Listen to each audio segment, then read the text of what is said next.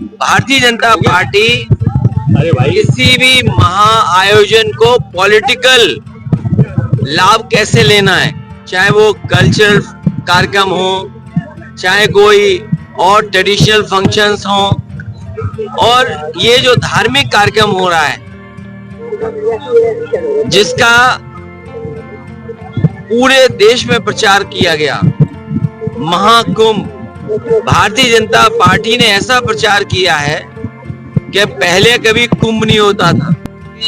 जो धर्म को समझना और जानना चाहते हैं उनके लिए हम इंतजाम और व्यवस्था करेंगे, लेकिन जो सबसे बड़ा जिस दिन स्नान होता है उसी दिन सरकार की पोल खुल गई, 70 करोड़ लोग तक पहुंच गए होंगे। ये सरकार जानबूझ करके गिनती कम बता रही है, क्योंकि 60-70 करोड़ के इंतजाम की अगर कभी स्टडी होगी, मैनेजमेंट कैसे किया, उस आयोजन को कैसे किया, अगर उसकी स्टडी होगी तो इनकी पोल खुल जाएगी। और फिर ये जो डबल इंजन कहते थे कि हम डबल इंजन की सरकार हैं, दिल्ली के हादसे के बाद, दिल्ली की घटना के बाद ये डबल इंजन नहीं, डबल ब्लंडर की सरकार बन गई है। सोचो कितने लोगों की जान गई। और सुनने में ये भी आया कि जो पत्रकार साथी अस्पताल में जाना चाहते थे उन्हें फौज से रोक दिया गया, कोई पत्रकार अंदर नहीं जा सकता है। यही याद कीजिए आप, जब पहले दिन भगदड़ हुई थी उस दिन भी पत्रकार साथियों को किसी को नहीं जाने दिया अंदर, जानकारी नहीं लेने दी। जो कहते थे महाकुंभ उनका डिजिटल है, जो ये कहते थे महाकुंभ में हम ड्रोन रखेंगे व्यवस्था के लिए, बताइए जिन्हें गिनती 50 करोड़ 60 करोड़ की गिनती आती है वो ये डिजिट, ये आंकड़े नहीं बता पा रहे हैं कि कितने लोगों की जान गई। सूची भी अभी तक नहीं आई है कि वो नाम क्या थे, किस जगह के रहने वाले थे। खोया पाया केंद्र भी खो गया है, बड़ी संख्या में लोग अपने परिवार के सदस्यों को ढूंढ रहे हैं। इसलिए भारतीय जनता पार्टी को कभी ऐसे स्तरों पर राजनीतिक रूप से काम नहीं करना चाहिए, उन्हें एक जिम्मेदारी के साथ एक परिवार के सदस्य की तरह काम करना चाहिए, क्योंकि किसी के पिता खोए हैं, किसी का बेटा खोया है, कई मौकों पर हाउस अरेस्ट रहे हैं। बहुत सारे बुजुर्ग अभी भी इस पुण्य आयोजन में या पुण्य महा आयोजन में जो कुंभ महाकुंभ का कार्यक्रम उसमें शामिल नहीं हो पाए, स्नान नहीं ले पाए। लालू यादव ने कहा है महाकुंभ को लेकर, महाकुंभ पहली बार आया है।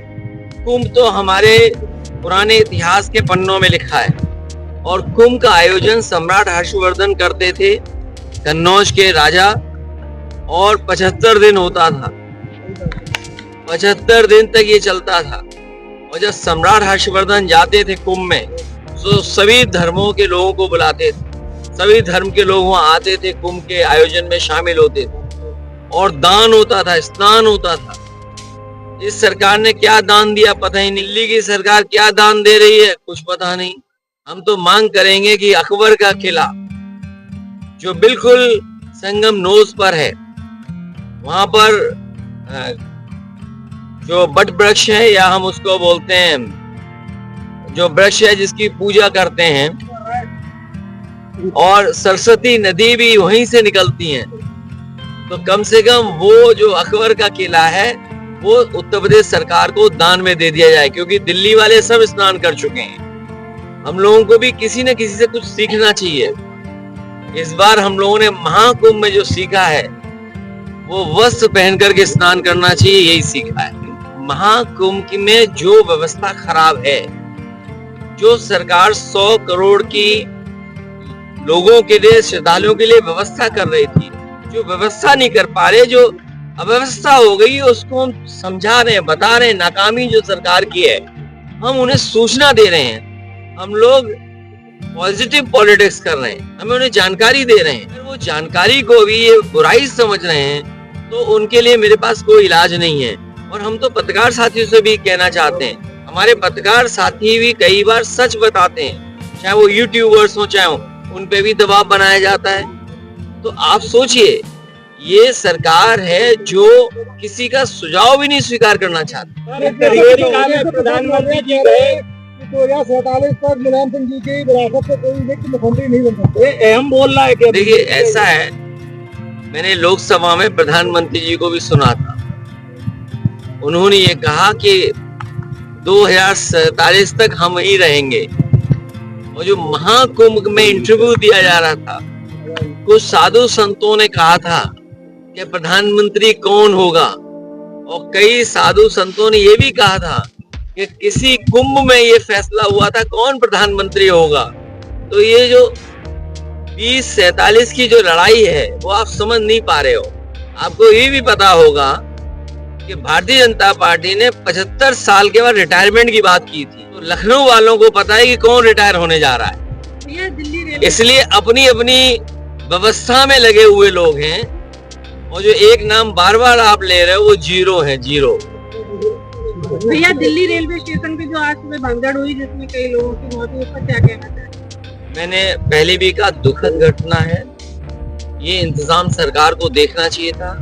और दिल्ली जैसी राजधानी में नाकामी होना, जो लोग ये कहते हैं कि हम $5 ट्रिलियन की इकोनॉमी बनाने जा रहे हैं, विकसित भारत बनाने जा रहे हैं, तीसरी अर्थव्यवस्था बन जाएंगे हम और विश्व गुरु बन जाएंगे, क्या यही परिभाषा है कि आप प्लेटफॉर्म पर हमारे जो गरीब लोग हैं उनको सुरक्षित नहीं रह सकते, उनका एक्सीडेंट हो जाए, जान चली जाए। जिन लोगों की जान गई है, चाहे महाकुंभ में गई हो, जहां भगदड़ में, या अन्य कारण से जान गई हो, जो लोग रास्ते में अपनी परिवार के सदस्यों की जान जिनकी गई है, या एक्सीडेंट की वजह से जान गई, या रेलवे में गई है, दोनों सरकारों को मिलकर के जो मुआवजा देने की बात कही तो वो मुआवजा देना चाहिए, उनकी मदद करनी चाहिए।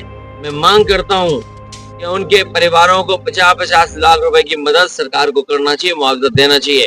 और मुआवजा, क्योंकि धार्मिक कार्यक्रम में सब लोग गए थे, बड़ी श्रद्धा के साथ गए थे, और आपने कार्ड दे करके बुलाया था। कभी भी कुंभ के आयोजन में कार्ड नहीं दिया जाता था, किसी को बुलावा नहीं दिया जाता था, लोग स्वयं जाते थे। और फिर सबसे बड़ी बात है, ये भारतीय जनता पार्टी वाले इतने ज्ञानी हैं, महाज्ञानी हैं, कि हर चीज जो बोल देते हैं वो प्रूव करते हैं।